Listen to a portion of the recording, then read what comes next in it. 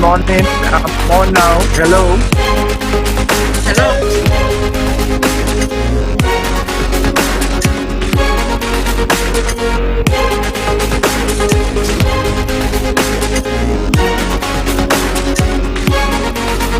Yes, sir. Good morning and welcome to another edition of Power Talk. Power Talk is a radio program brought to you by the St. Kitts Electricity Company Limited, where we discuss with you all of the latest happenings at SKELEC. This morning's Power Talk is a special edition in commemoration of World Engineers Day 2024. World Engineers Day was celebrated on the 4th of March, which was Monday, and we take this opportunity to recognize and celebrate all of our engineers at SKELEC and all of the engineers from wide and far. This morning, I have 4 distinguished engineers who will be joining the conversation this morning to discuss the theme for World Engineers Day, which is Engineering Solutions for a Sustainable Future. I hope I got that correct. I have my colleague with me, the Generation Manager at the power plants at SKELEC, Mr. Kevin Bennett. Good morning, Mr. Bennett. Thank you for joining me this morning. Good morning. I'm very excited to be here and happy to be a part of this radio program. Lovely. I also have with me Miss Lareine Gumbs. She's an engineer at Public Works Department. Good morning, Lareine. Good morning. And how are you doing this morning? I'm not bad at all. Lovely. We have Miss Anelda Date. She resides in Nevis. She is an engineer with, I think, the Global Engineering Consultancy. Good morning, Anelda. Pleasant good morning to you. This morning. I'm fine. Okay, lovely. And we have Dr. Cletus Bertin. He is the Executive Director for CARILEC, the regional body for the electric utility companies, not only electric, but utility companies throughout the Caribbean region. So good morning, Dr. Bertin. All right, so I think we're still navigating and getting all of our panelists on stream. Now, ladies and gentlemen, you hold the distinguished professions as engineers. Some of you have been engineers for a very, very long time. I just want to be able to get an understanding for the listening and viewing audience about what it is that you do in your day-to-day, what type of engineer you are. So I'll start with you, Mr. Bennett.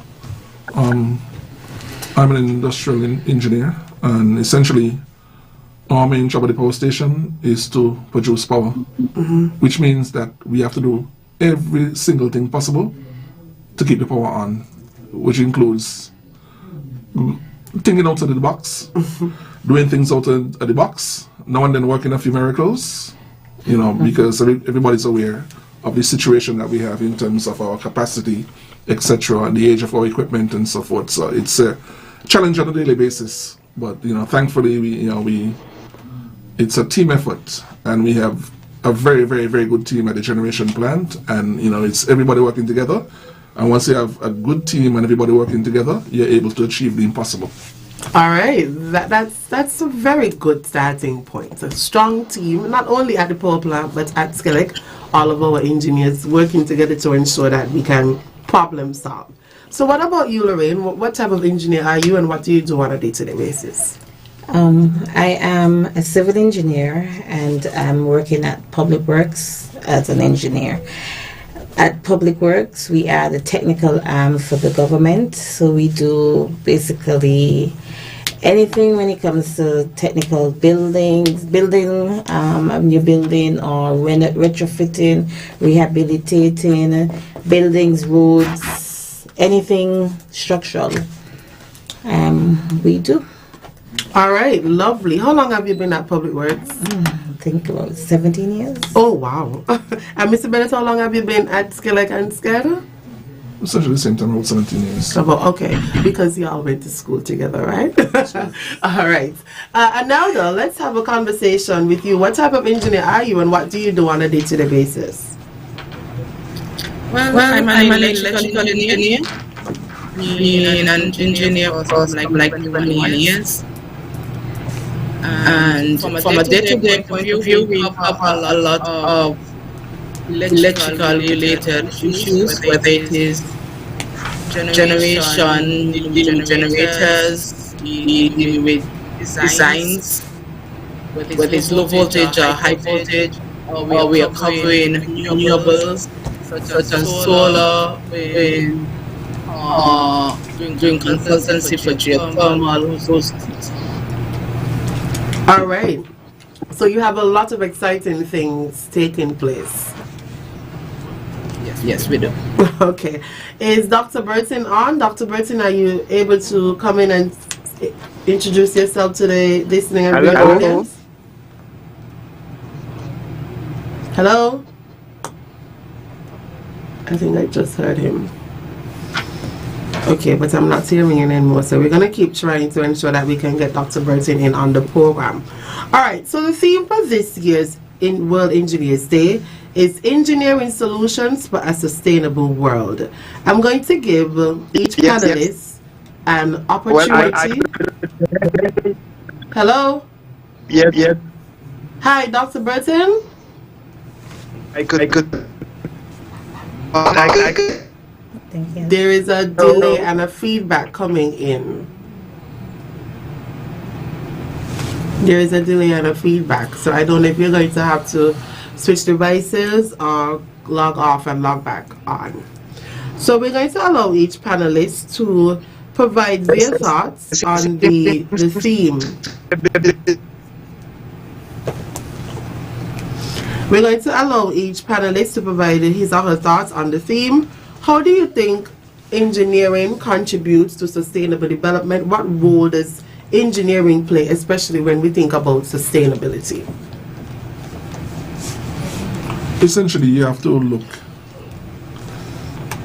at all the possible solutions. You have to look at the data. You have to look at the return on investment. You have to look at the analytics of the entire system.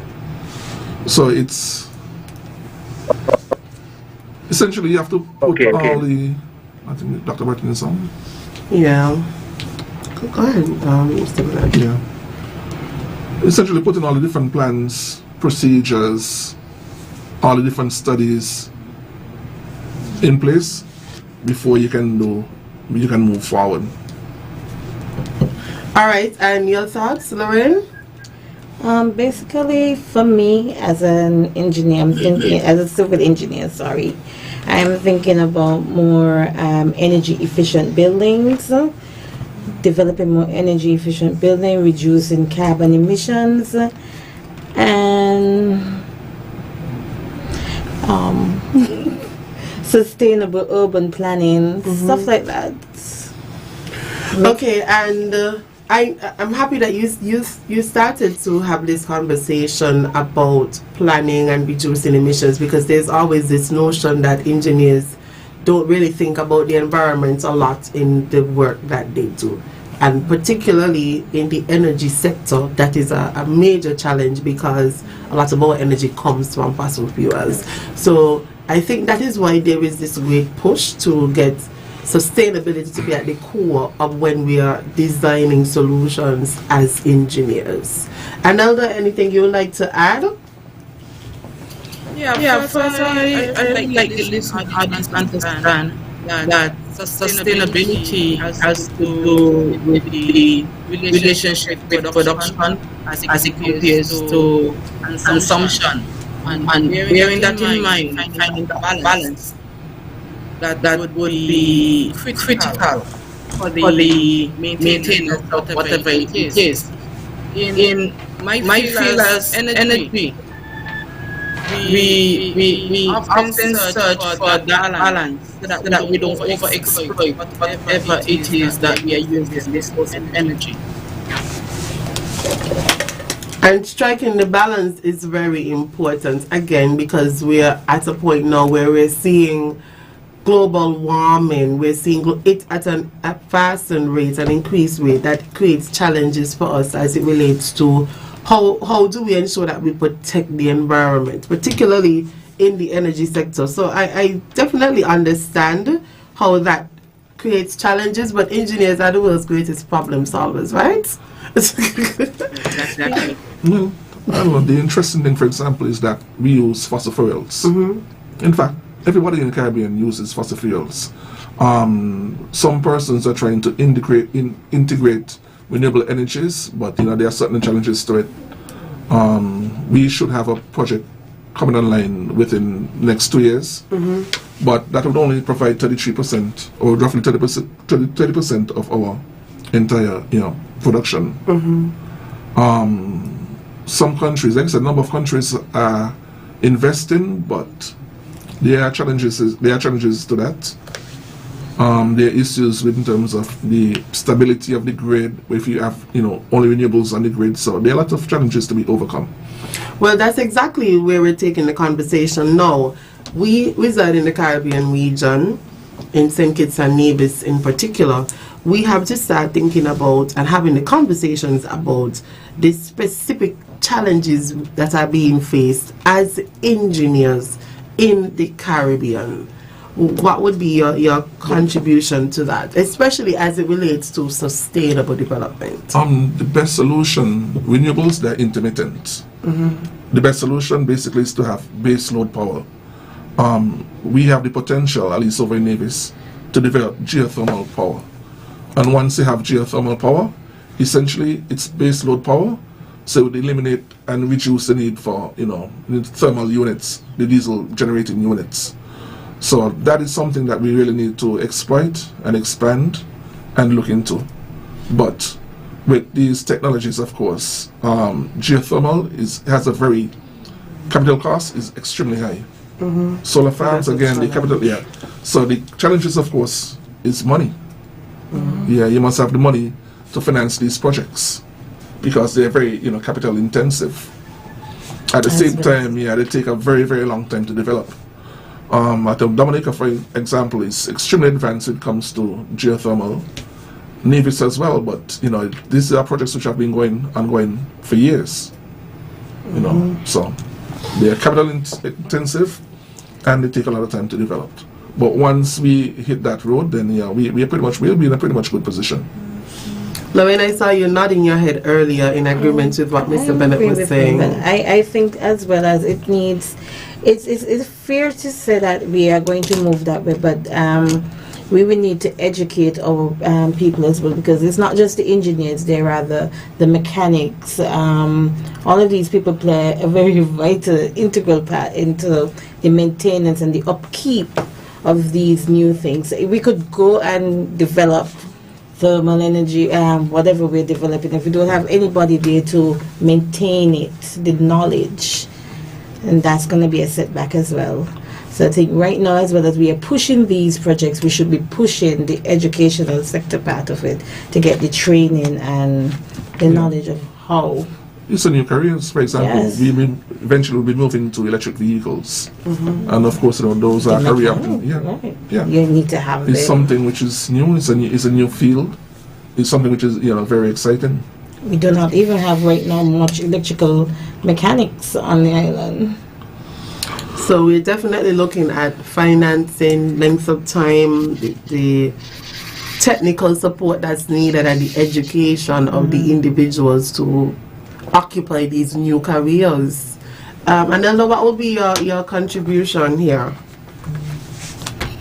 I think we should explore the renewables more.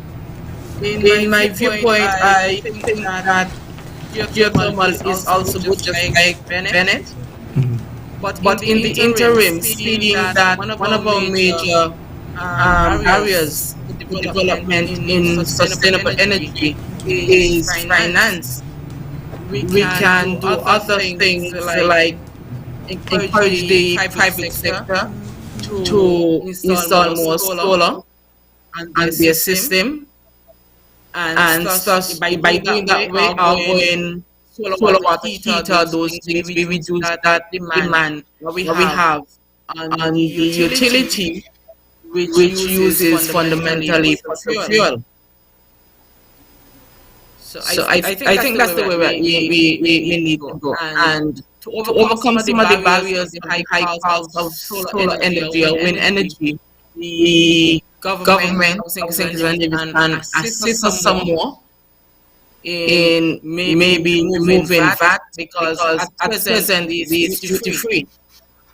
But by removing VAT, we'll help to reduce the cost, and the price has been coming down, so it will be more affordable to the citizens of St. Francis. My response to that would be that I think that SKELEC should play a more vital role in introducing the solar panels on the rooftops, etc. We are already in the electricity business. We have the expertise. We have all the technicians, etc.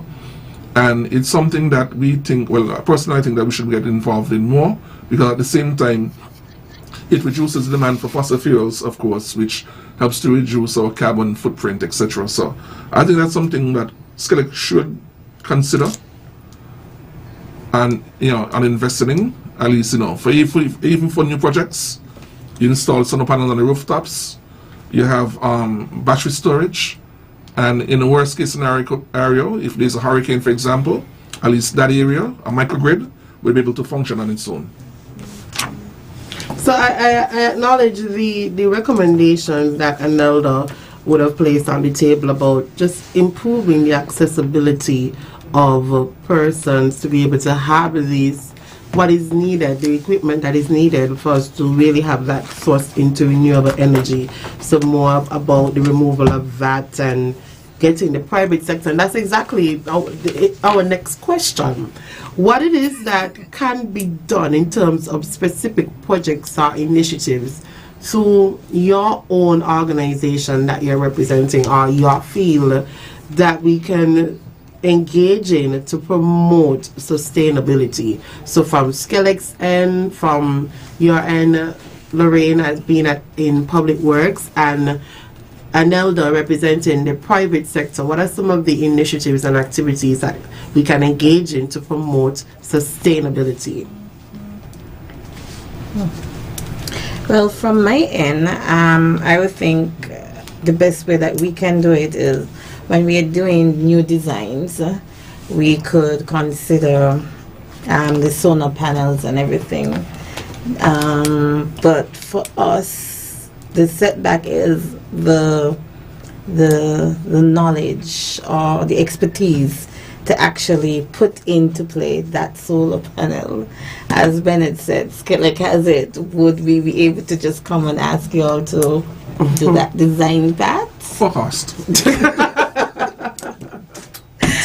But it is something that we need to do, and we should do in terms of putting, as I said, put more panels on the roofs. We're building, government buildings are usually huge buildings. I mean, we could get the whole roof could be solar panels, but I do not think we have the capabilities in house to actually design that.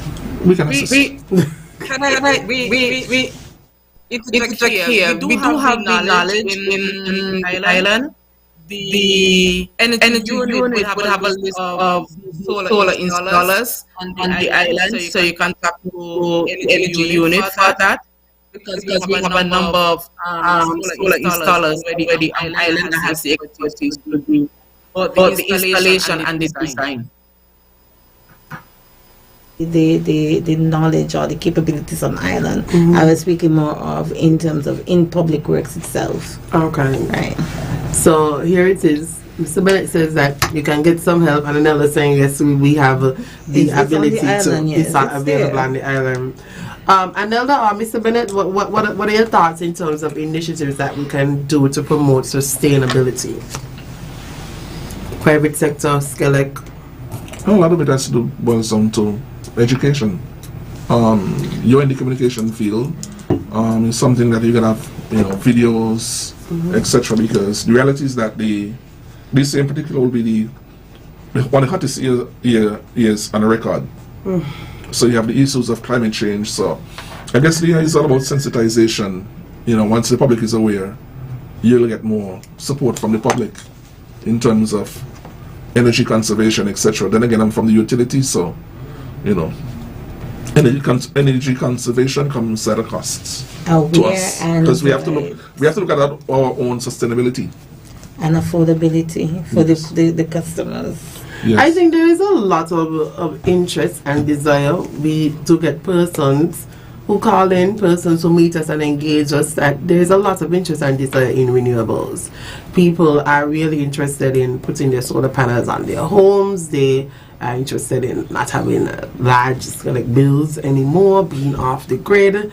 There is a lot of interest for that, and I think that's really, Anelda was really bringing up the conversation about what type of regulatory assistance, especially as it comes down to increasing the affordability. So yes, education awareness campaigns are very, very important, because an informed public is able to make better decisions. So Anelda, what will be your contribution here in terms of initiatives and projects?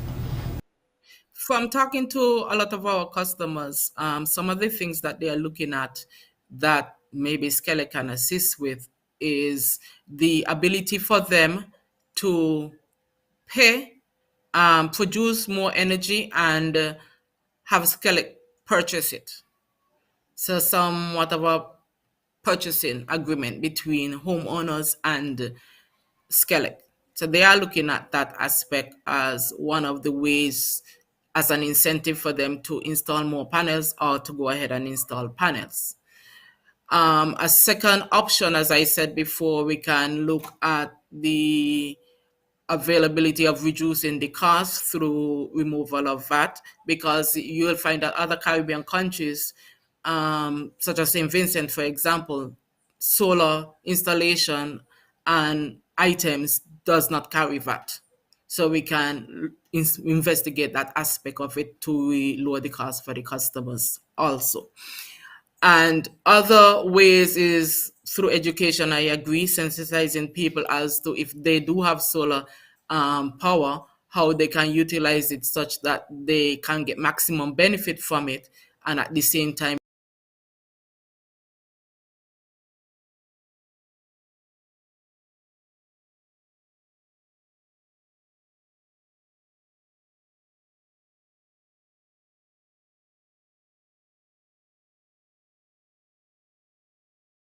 that the energy is there. And especially when we're looking at businesses or public places or government-owned places, we see the misuse of the energy, and that is also a part to play in sustainability of energy.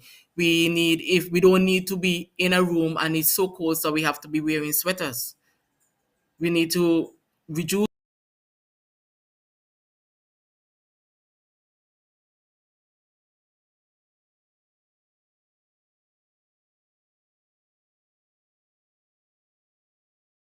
off lights. And if it helps, we can also look at controlling them remotely or controlling them with a timer such as lights or AC, to make sure that we have the best use of the energy that is available to us. Anelda, thank you. We at SKELEC, we definitely preach energy conservation, primarily because, one, people complain about having high bills, and we have to recognize that your bill directly mirrors your consumption. So once you are able to reduce your consumption, you can reduce your bill. But outside of reducing your bill, it plays a very, very critical role as we have the conversation about sustainability, because we produce based on how much the demand is. So if your demand reduces, it puts us in a better position to be a lot more environmentally friendly, where we can produce less. Is that correct, Mr. Bennett? Yeah, we produce less, but which means that maybe we will sell less. Yes. Like I said, like I said, conservation is sustainability is very, very important. But at the same time, what some Caribbean countries have done, Barbados in particular, they would have done what they call basically like a bridge between, like an energy bridge, because there are challenges with going with full renewable energy. I think the closest country who has been able to done that successfully is St. Eustatius, because initially they run on solar until about 7 p.m. at night. There are no generators used, and the second phase now will be from around 7 in the morning to 11 p.m. at night. They will be running strictly on solar. I think this is one of the few countries who have been able to integrate solar successfully.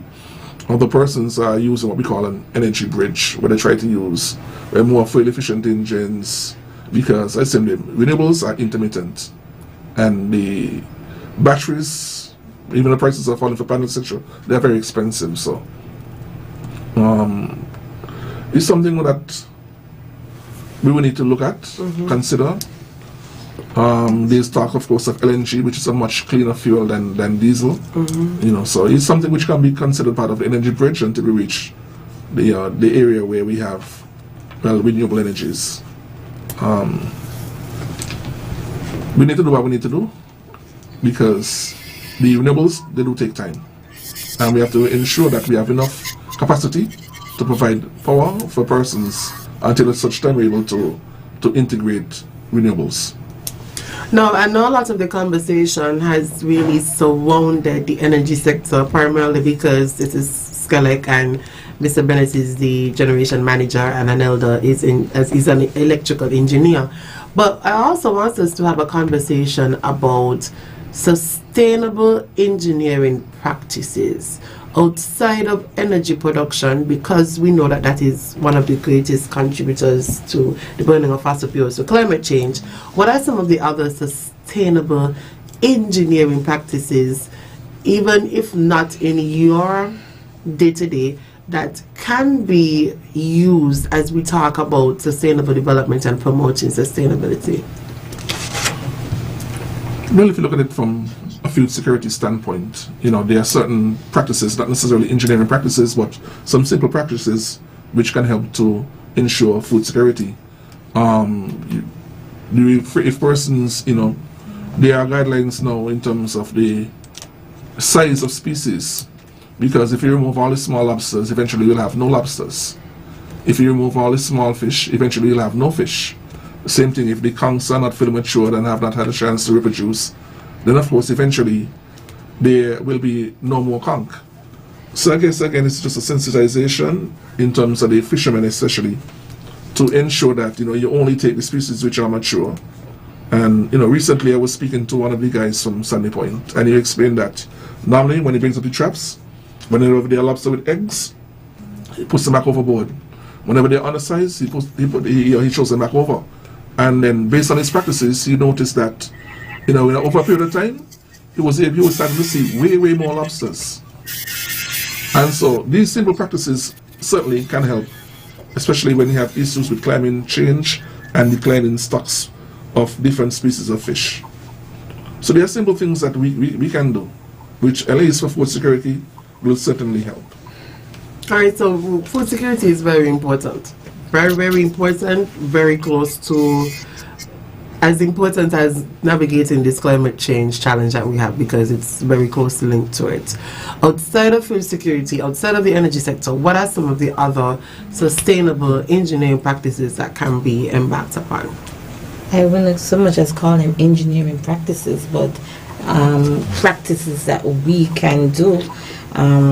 There's the new initiative that has been going on with the plastic bottles. I think they're recycling them now. They're giving you they're giving you incentives of if you provide I think a certain amount of pounds of plastics, you get filters or you get vouchers, things like that. There's also, I think in December, was it RBTT? That's about it. They were doing a promotion. People who were buying hybrid vehicles, they were giving them at a less interest rate than if you were just buying a normal, just plain fuel vehicle. There are a lot of initiatives that are happening that are not so much as engineering to say, but it's to promote a more sustainable development. All right, Anelda?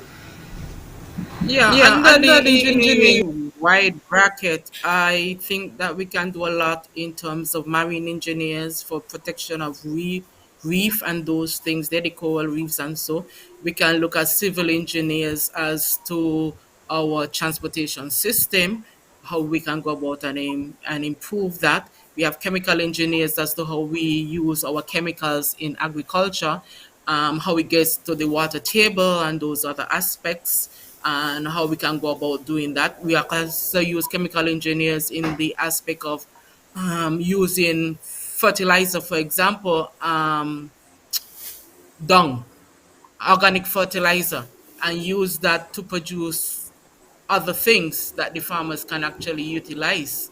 So make other products, like if you're doing poultry farming, we can use that the waste to be as fertilizers. So there's a lot of areas that we may not have the population to generate sufficient, but maybe we can link with other Caribbean countries and see where we can develop other manufacturing industries that will utilize our skills as engineers to better develop a more sustainable environment for Caribbean, for our federation, yes, but for the Caribbean and a wider range. We do engage in a lot of collaboration and information sharing, especially as electric utility companies that are under the CARILEC umbrella. And I'll take this opportunity to introduce Dr. Bertin. I'm told that the technical issues are not resolved. So, Dr. Bertin, can you extend a good morning to our viewers and our callers this morning? Yes, a pleasant good morning to all. Thank you for having me. Apologies for the technical difficulties, and now resolved, I think. And so I'm very pleased to be part of this discussion for the remaining time that we have. Thank you. About some of the initiatives, as we have been discussing, engineering practices that can aid in promoting sustainability, even from CARILEC's end, as to the thrust into ensuring that sustainable development is at the core, and promotion of sustainability is at the core of the initiatives throughout the utilities that are served by CARILEC. Right. So, thank you very much for the opportunity. There's still a bit of a time lag, so please forgive me if I'm not on point all the time, because I'm hearing you a little after you speak. I guess that's the nature of the radio and the live connection.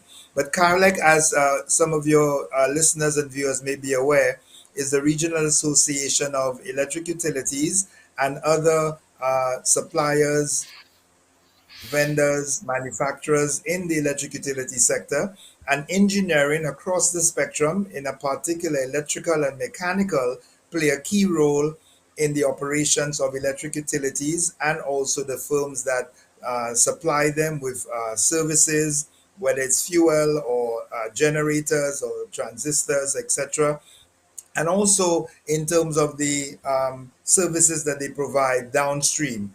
What we focus on at CARILEC is an association that facilitates knowledge sharing, partnership. So we have, for example, an annual engineering and procurement conference that's actually coming up in July of this year, where the engineers across the spectrum of CARILEC as an association would submit papers and present case studies, take part in panel discussions, all in the interest of knowledge sharing towards sustainability, sustainable solutions, overcoming challenges that they face in their respective jurisdictions, and sharing good practice. So from CARILEC's perspective, this forum is critical in terms of fostering greater collaboration, greater awareness.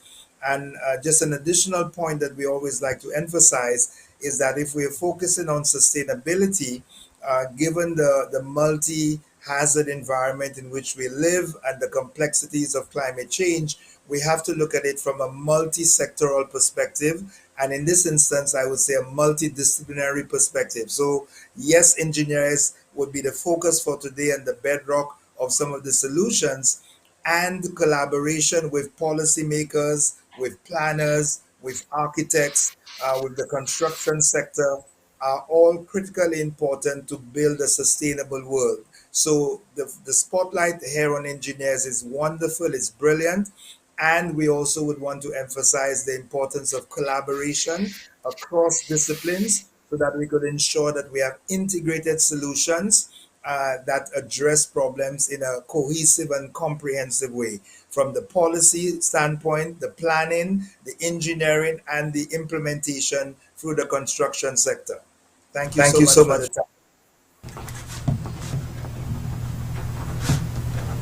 All right, thank you, thank you, Dr. Bertin, for your contribution and giving us background as to what it is exactly CARILEC does, and just shedding some light as to some of the initiatives and the source, what's at the focal points, what are some of the focal points for CARILEC. Yes, we have lots of engineers within the energy sector throughout the Caribbean region, and they're able to gather at different times at different workshops, and they have their own networks. But we also have a lot of engineers who are outside of the energy space, and that is why we have to think about, as engineers are the world's greatest problem solvers, how can we ensure that the solutions to these problems that engineers are solving are hinged on sustainability and promoting sustainable development. Now we have spoken a lot about the energy sector, and I imagine that it will continue to come up. But let's talk about some of the technologies and how technology can be one of our greater solutions when it comes to promoting sustainability, innovation, and technology. Where are we when it comes to technology in the Caribbean region? How is innovation and technology going to aid us in our thrust towards sustainable development, and what is it that we would like to see? It's a very good question. No, but again, back to food security. I know the government has an agenda, the 25 by 25, which will reduce your import bill by 25% by 2025, but they are not of emerging technologies in terms of hydroponic farming. There's also a new method where you integrate tilapia production along with farming, using the waste from the tilapia to fertilize your plants.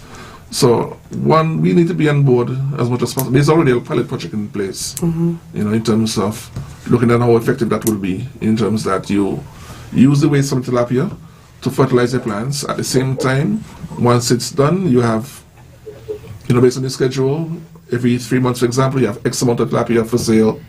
At the same time, you also have plants for sale.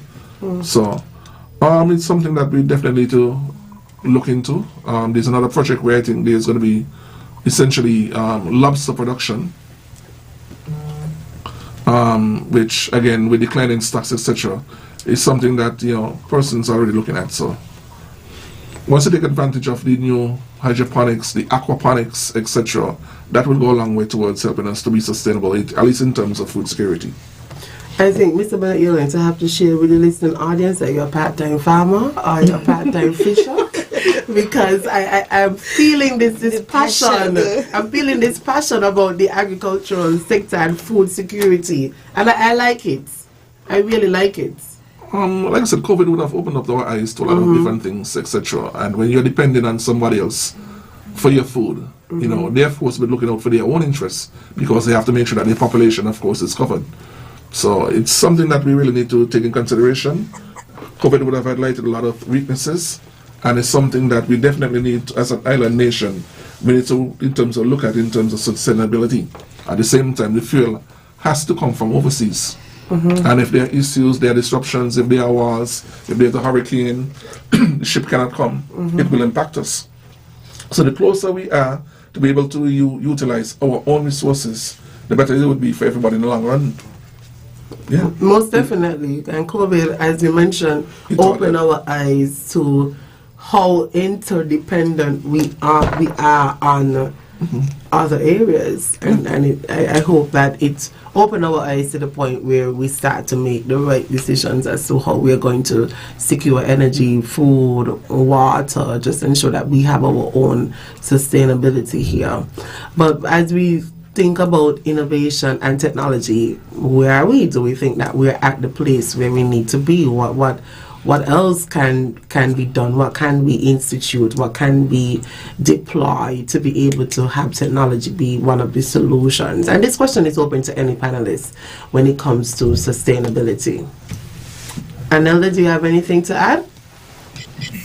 Well, to me, innovation and technology hinge on what is really taking place in the country at the particular time, the need of the country. So you will see that it tends to move from one time to the other based on what is actually taking place in that particular country. So right now we understand and we recognize that for us, energy is one of the highest cost, one of the higher costs on the island. So most of the time, we will be pushing to see if we can introduce new technologies that can reduce our energy bill.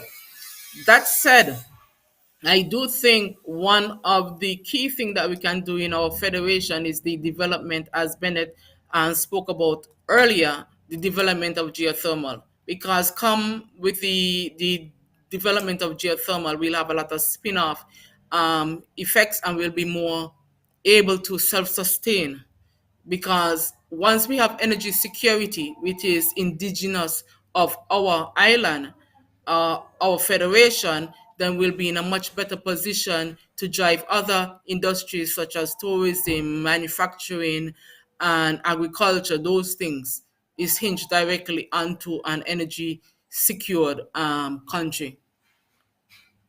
Thank you, Anelda. Mr. Bennett was here tapping like you're preaching to the choir. Mr. Bennett? I love the way she's preaching. You love the way she's preaching. All right. Excellent. And yes, we understand the importance of energy security. We understand the importance of affordable energy, reliable energy, of good quality. We recognize how energy really is the nexus for everything that stems economic wise in any country, and that is why we understand that the sources, we have to get it right. We have to get it right, Mr. Bennett. We are preaching to the choirs.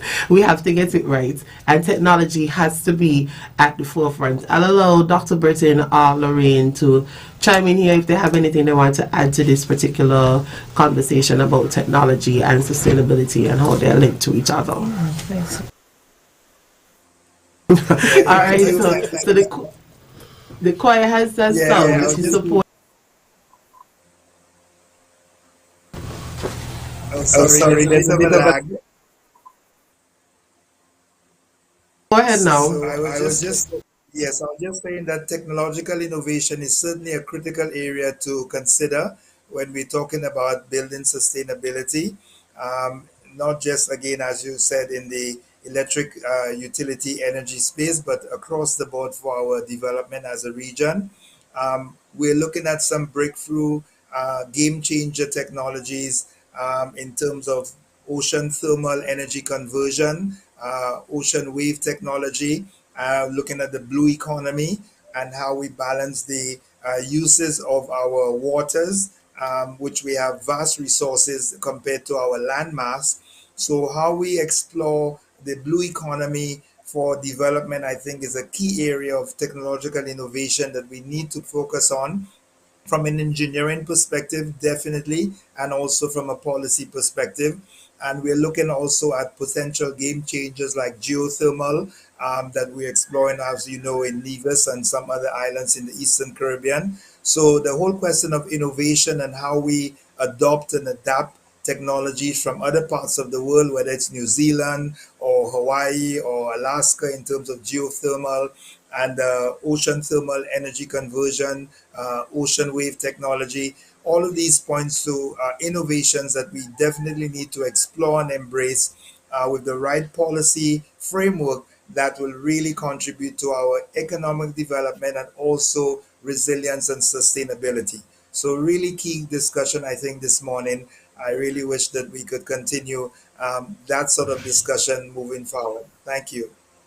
Thank you so much, Dr. Bertin. Yes, again, very closely linked to where Mr. Bennett started this morning as we spoke about food security.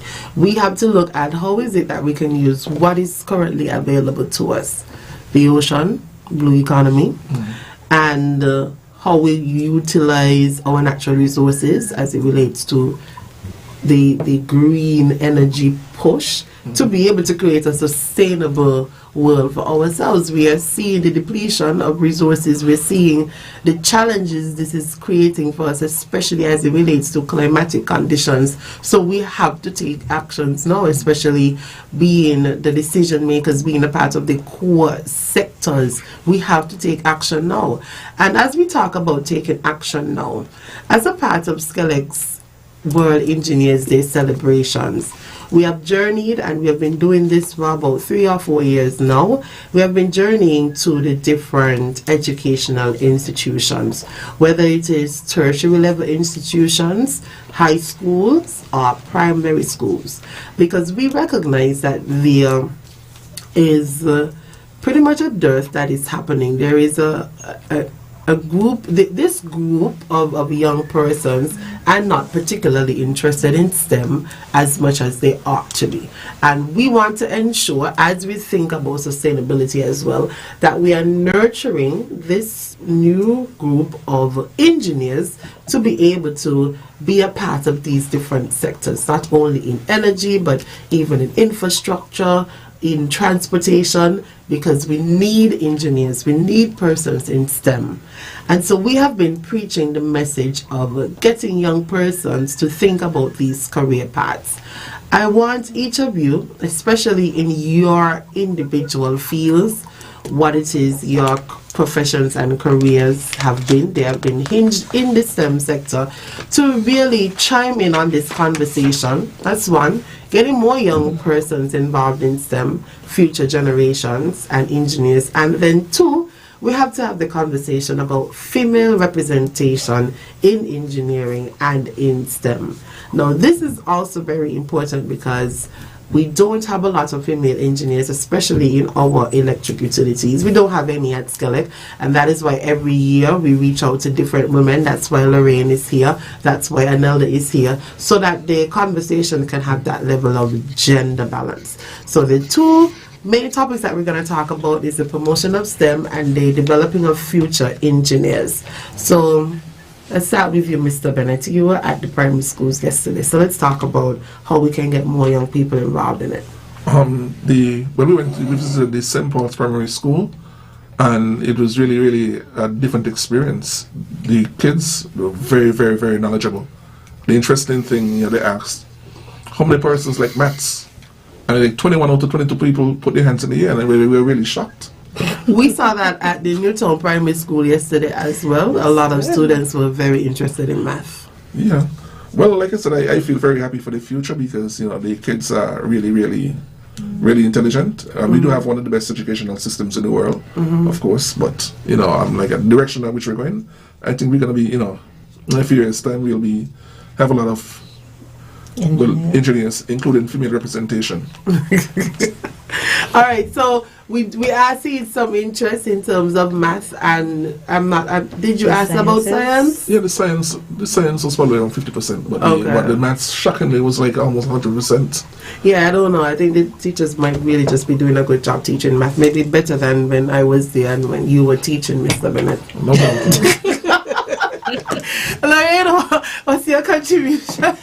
Well, as you said, you keep enforcing or reinforcing throughout the program is that engineers are the providers of options and solutions for maximum social value,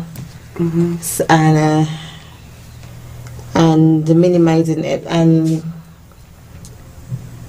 with that, I think that alone should encourage people to gravitate to the field of engineering. I mean, be a part of the solution, be a part of the development. I'm sure Mr. Bennett is very proud when he sits home, he's lying down home and he has his power, his energy. So it's just so, I guess, many people don't really, or for me, when I started, a lot of people didn't know what are engineers. A lot of people really don't understand engineers and their role of engineering. Because even explaining to people that I'm a civil engineer, one time they start bracketing me to being an architect as opposed to being a civil engineer. So it's probably the time for us to, I don't know, applaud what you all are doing and going to the schools and letting them know what are engineers, what the role of the engineers, what the roles of the engineers are, how an engineer impacts the development of your country, and then they will gravitate to it, I guess. And I want to put a plug that engineers should stop being so shy. Like it's always like pulling teeth to get engineers are introverts. Yes, because you're just navigating problems, right? You're trying to find a solution to a problem. It's always pulling teeth to get an engineer in front of a camera or in the public space.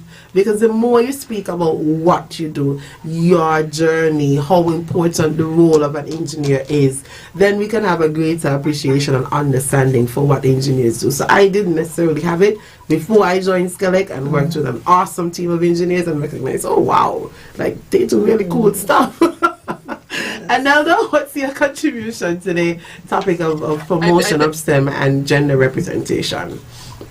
I think as engineers, we are more interested in solving the problem. So that's something I think we have to work on, trying to face the camera. But what we do here at GECS, we have partnered this year with CFBC, and what CFBC does is sends out a student and to work in the private sector for them to understand and have an appreciation of what it entails. So with working with this student, we are able to explain the various facets of electrical engineering, so he'll have an idea as to what it is and be better informed in his decision, his future decision as to the career he wants to take, which area of electrical engineering he might be interested for his concentration. Other things we have been doing in the private sector is to be involved in talk shows like this and make people aware of the abilities of engineers.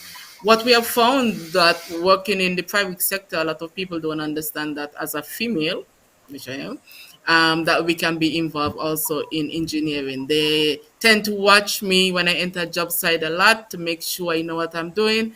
And then after a while, then I come as one of the guys. So it is a field that whether you're male or female, you can enter into it. It's rather fulfilling. And the engineering fraternity is wide because it's a lot of different disciplines involved. So you not necessarily have to be an electrical engineer, but you can be another type of engineer in that field. Most definitely. Dr. Bertin, I'm very curious to hear about CARILEC's position, especially as we talk about STEM promotion and the gender conversation, having the gender equity, especially in not only in engineering but in the electric utilities on a whole. I know it's very male dominated. Well, yes, and again, yeah, you're right in terms of the balance of gender across the different disciplines in the electric utility sector. And it's as we know, a wider societal phenomena, not necessarily unique to the sector. So, for example, you have the vast majority of HR managers across our utilities are female. And so that reflects the orientation of society as a whole. And we have been making some breakthroughs in terms of the gender gap at the leadership level. And it's interesting, we say to persons, think of it as different alternative pathways. While we make a push for the gender equity, gender mainstreaming in STEM and in science, there are also other pathways to break that glass ceiling, as it were, in terms of the electric utility sector even. So specifically, I'm referring to the fact that over the last 5 years, 2 of the female CEOs of electric utilities have come through not the engineering stream, and I'm not discounting the value again of having more gender equity in engineering, but the 2 female CEOs who sit on the board of CARILEC, one is coming from the HR stream and one is coming from the finance stream. So while we push for gender equity in all disciplines, I'm also suggesting that we look at leadership and career progression in a holistic way, and to let males and females know that there are alternative pathways to breaking that glass ceiling, as it were, because the societal phenomenon of how we orient our males versus females and what they're comfortable with will take maybe a little time to transition. And within that time, we would still want to see greater balance in gender representation at the leadership level, yeah, which will in turn have a ripple down effect of more equity at the lower level. So I'm saying all of this to say that while we push for gender mainstreaming in STEM in particular, we also look at pathways for breaking the glass ceiling, as it were, across all disciplines, that women could take their rightful place in terms of leadership in the boardroom, in the C-suite, across disciplines. Yeah. Thank you.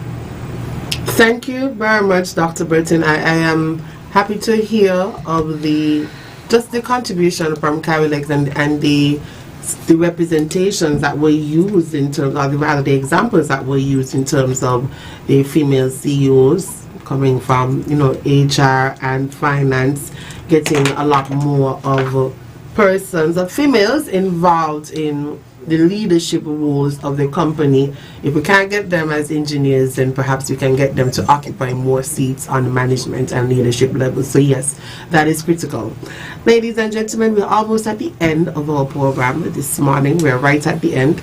I'm going to take this opportunity to provide each panelist this morning with just about 30 to 45 seconds to share their final thoughts on the conversation we have been having this morning about engineering solutions for a sustainable world, as we speak about the importance of the role of engineering, STEM, the importance of promoting STEM education, especially in our primary, high school, and tertiary level institutions, and also about the closing the gender gap, especially in engineering and in electric utility companies. Mr. Bennett, it's always you.